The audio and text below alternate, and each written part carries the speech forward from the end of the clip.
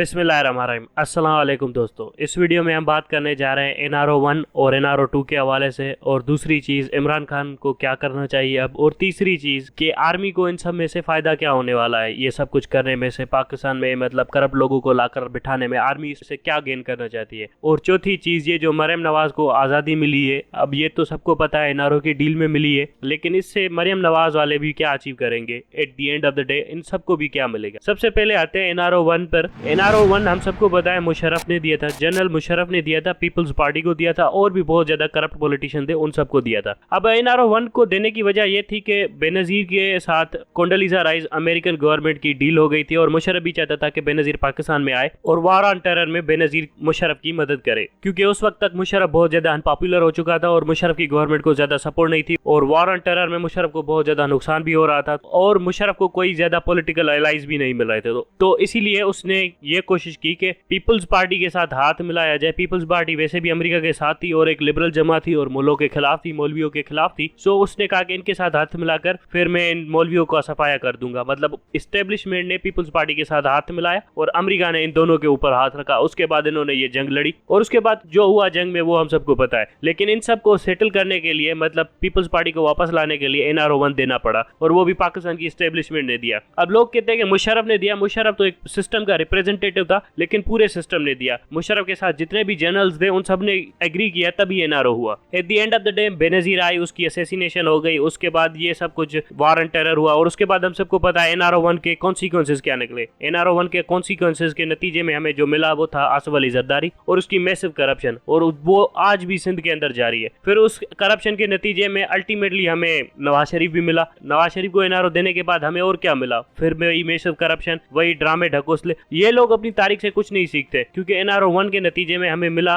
तो वो ही इसहाक डार की वही डबल डीलिंग्स जो पावर सेक्टर में हुई थी, जिसकी वजह से आज यूनिट की कॉस्ट, एक बिजली के यूनिट की कॉस्ट 50 रुपए से भी ज्यादा है, और आने वाले दिनों में और ज्यादा महंगी होने वाली है। महंगाई कमर तोड़ने वाली है। अगर कोई अपने घर में 300 यूनिट भी चलाएगा तो उसकी बिजली का बिल तकरीबन 15,000 से ऊपर आएगा। मतलब वो AC भी ना चलाए लेकिन फिर भी 15,000 तक बिल भरेगा। ये NRO 1 का नतीजा हमारे सामने। अब इसी तरह से जनरल बाजवा ने, अब जनरल बाजवा स्पेसिफिकली एक सिस्टम का रिप्रेजेंटेटिव है, लेकिन उसके अंडर में तमाम तर जनरल्स ने मिलकर और फौज ने मिलकर ही NRO दिया है टू पीपल्स पार्टी को और नवाज शरीफ को, और ये NRO 2 है। अब इस NRO के पीछे भी वही लोग हैं, इस्टेब्लिशमेंट, नवाज शरीफ और अमेरिका, इन तीनों ने मिलकर एक दूसरे को NRO दे दिया। अब इस NRO के नतीजे में क्या मिलेगा इन लोगों को, ये बड़ा मुश्किल है प्रेडिक्ट करना, क्योंकि NRO 1 के खिलाफ कोई नहीं था। NRO 1 में सभी करप्ट थे, कोई और ऑप्शन भी अवेलेबल नहीं था। पाकिस्तान के लोगों को भी इतना नहीं पता था कि ये क्या होगा, कैसे होगा, और उस टाइम पे एक मार्शल लॉ गवर्नमेंट लगी हुई थी और फौजियों की गवर्नमेंट थी। इसी वजह से मतलब लोग उससे भी तंग थे, इसी वजह से NRO के खिलाफ कोई नहीं बोला। लेकिन NRO 2 के खिलाफ इस वक्त से ही आवाजें बुलंद है, और NRO 2 जैसे हो रहा है उसी वक्त से आवाजें चल रही हैं। अल्टीमेटली एक साल बाद वैसे भी इलेक्शन होनी है, उसके बाद क्या होना है, उसके बाद इस NRO का पोस्टमार्टम होना है, और इस NRO में जितने लोगों ने अपने केसेस माफ करवाए रेट्रोस्पेक्टिव में जाकर यही केसेस वापस खुलेंगे। आप सबको पता होना चाहिए NRO 1 के साथ क्या हुआ था।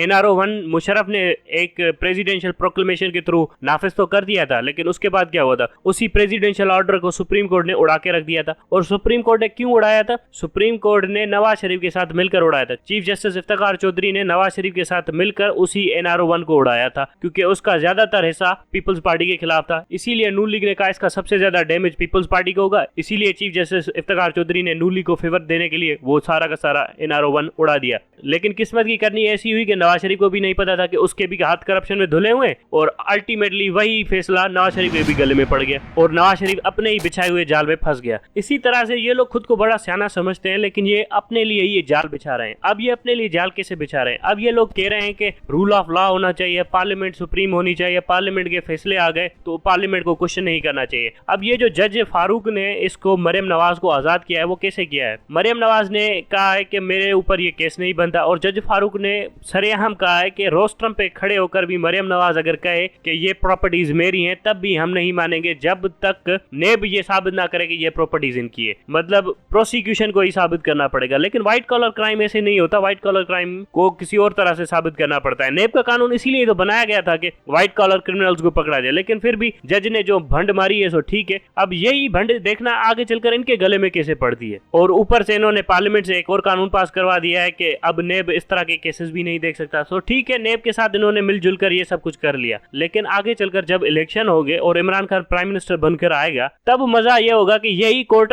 एक्सक्यूज नहीं दे सकेगी, क्योंकि जैसे ही इमरान खान गिरफ्तारियां डालना शुरू करेगा और इनको पकड़ना शुरू करेगा, तब कोर्ट ये नहीं कह सकती कि हम एक्सेसिव पावर में जा सकते, क्योंकि इस वक्त जब सारे चोर वापस आ रहे हैं तो कोर्ट एक्सेसिव पावर अथॉरिटी नहीं एक्सरसाइज कर रही, ना ही सो मोटो एक्शन एक्सरसाइज कर रही है। लेकिन जब इमरान खान प्राइम मिनिस्टर बनेगा तो अगर कोर्ट ने सो मोटो अथॉरिटी एक्सरसाइज की तो पार्लियामेंट इंपीच कर देगी कोर्ट को। सो मतलब कोर्ट नेक्स्ट टाइम में जैसे ही इमरान खान इनके ऊपर हाथ डालेगा तो कोर्ट इनको एक्सक्यूजेस भी नहीं दे सकेगी, कोर्ट इनको बचा भी नहीं सकेगी। और उसके बाद ऐसी लेजिस्लेशन होगी जो आर्मी को भी गले में पड़ने वाली है, क्योंकि आर्मी का मेजॉरिटी ऑफ पावर इससे है कन्वेंशंस के थ्रू है, कॉन्स्टिट्यूशनल स्ट्रक्चर नहीं बना हुआ। नेक्स्ट पार्लियामेंट सबसे पहला काम यही करेगी कि आर्मी के ऊपर एक कॉन्स्टिट्यूशनल स्ट्रक्चर बिठा देगी, जिसके बाद फौज लेफ्ट या राइट देख भी नहीं सकेगी। आईएसआई को भी लीगल स्ट्रक्चर में लाया जाएगा और जीएचक्यू को भी लीगल स्ट्रक्चर में लाया जाएगा। उसके बाद ये लेफ्ट राइट देख भी नहीं सकेंगे। फिर ये लोग ये एक्सक्यूज भी नहीं दे सकते कि हम पब्लिक गुड के लिए ये सब कुछ कर रहे हैं। पब्लिक गुड तो सबने देख लिया कि ये लोग पब्लिक गुड के लिए क्या करते हैं। सो ये जो दोधारी तलवार चलाने की कोशिश करें ना, रूल ऑफ लॉ के नाम के ऊपर, पार्लियामेंट्री सुप्रीमेसी के नाम पर ये एनआरओ देने की कोशिश करें, जब next prime minister Imran Khan आएगा और उसके अंडर पार्लियामेंट होगी तो फिर ये जो लॉजिक्स है ना, ये कुछ भी लॉजिक्स उनके काम नहीं करेंगे। उसके बाद अल्टीमेटली इनको सरेंडर करना पड़ जाएगा। और ये जो एनआरओ छोटी मोटी विक्ट्रीज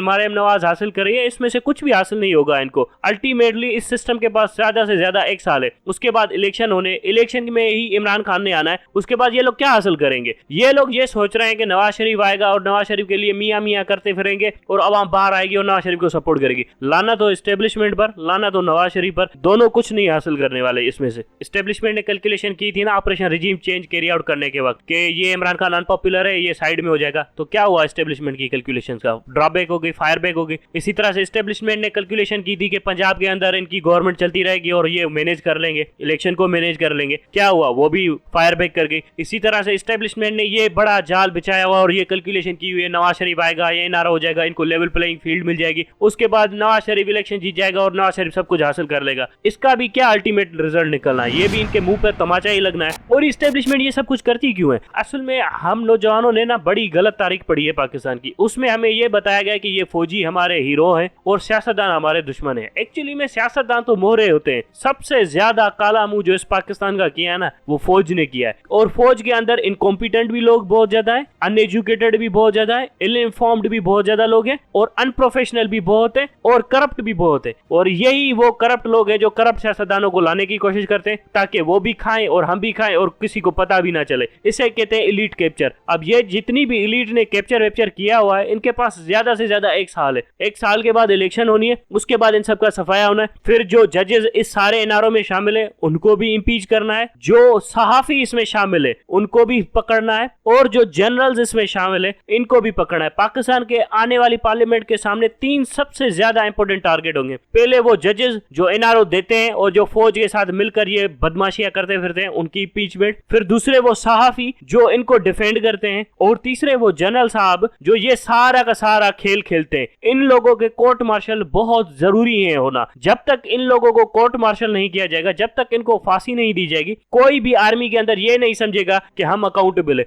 आज तक इनको फांसी नहीं हुई, इसी वजह से ये खुद को अकाउंटेबल नहीं समझते। लेकिन इमरान खान को भी सोचना पड़ेगा, अगर हकीकी आजादी के नतीजे में इमरान खान की गवर्नमेंट आती है और वो इन एस्टेब्लिशमेंट के साथ कॉम्प्रोमाइज करके बैठ जाता है, और इमरान खान ने किया भी है 2018 के बाद जनरल बाजवा के साथ एक समझौते के मुताबिक ही गवर्नमेंट चल रही है, उसका नतीजा क्या मिला इमरान खान को? अल्टीमेटली जनरल बाजवा ने खुदे लाइन लगा दिया। अगर इमरान खान आगे भी इसी तरह के समझौते करेगा तो 2 साल भी हुकूमत नहीं चलेगी और उसको हटा दिया जाएगा, और उसके बाद इमरान खान के लिए आवाम भी नहीं निकलेगी। अगर इमरान खान इस बार आने के बाद एस्टेब्लिशमेंट के साथ समझौता नहीं करता है और बड़े ही आयरन हैंड के साथ और बड़े ही सख्ती के साथ एस्टेब्लिशमेंट को डील करता है, फिर इमरान खान की गवर्नमेंट भी चलेगी और एस्टेब्लिशमेंट भी सीधी रहेगी। ये जूतों से सीधे हैं, मैंने पहले भी कहा था, अब भी कह रहा हूं। Thank you very much.